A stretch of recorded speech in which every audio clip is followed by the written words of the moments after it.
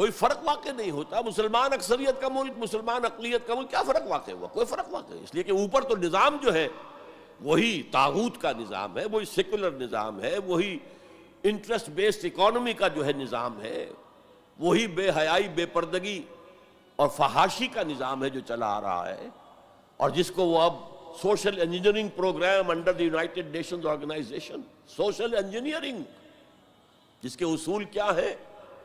Prostitution کو بھی ایک باعزت پیشہ قرار دیا جائے. ان کے لیے نام جو ہے کوائن کیا گیا سیکس ورکرز.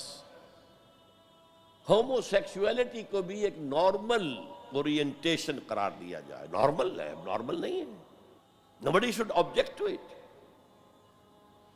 عورت اور مرد بالکل برابر ہوں شادی کے قوانین کے ضمن میں بھی اور ہر اعتبار سے برابر، وراثت میں بھی برابر. اور عورت اگر گھر کا کام کرے تو ویج طلب کر سکتی ہے مرد سے، شوہر سے. اور اگر وہ حمل کی سختیاں برداشت کرے اور وضع حمل کی تکلیف برداشت کرے، اس پر بھی وہ معاوضہ مانگ سکتی ہے شوہر سے.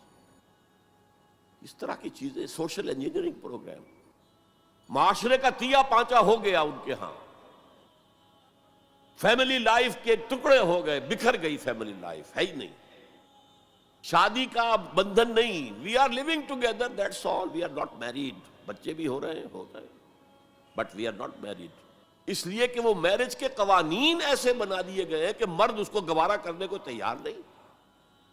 آپ نے کسی سے میرج کی اور کچھ دنوں کے بعد آپ کی اس کے ساتھ نہیں بنی، طلاق دیں گے.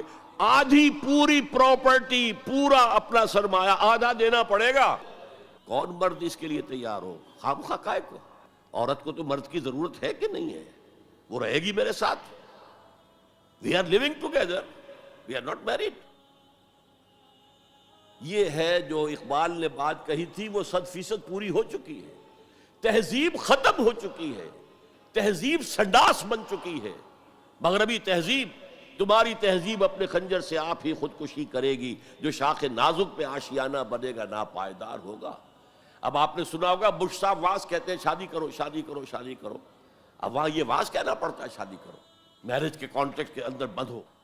بہرحال اس وقت کا سارا عالم انسانی بشمول عالم اسلامی کے طاغوت کی گرفت میں ہے. اور یہ طاغوت اصل میں دجالیت ہے. دجل فریب کو کہتے ہیں. اللہ کی ذات کے اوپر اس کائنات کا پردہ آ گیا ہے. ہم اس کائنات کو پوج رہے ہیں، کائنات کو پڑھ رہے ہیں، سیکھ رہے ہیں، سمجھ رہے ہیں، خدا کو بھول گئے.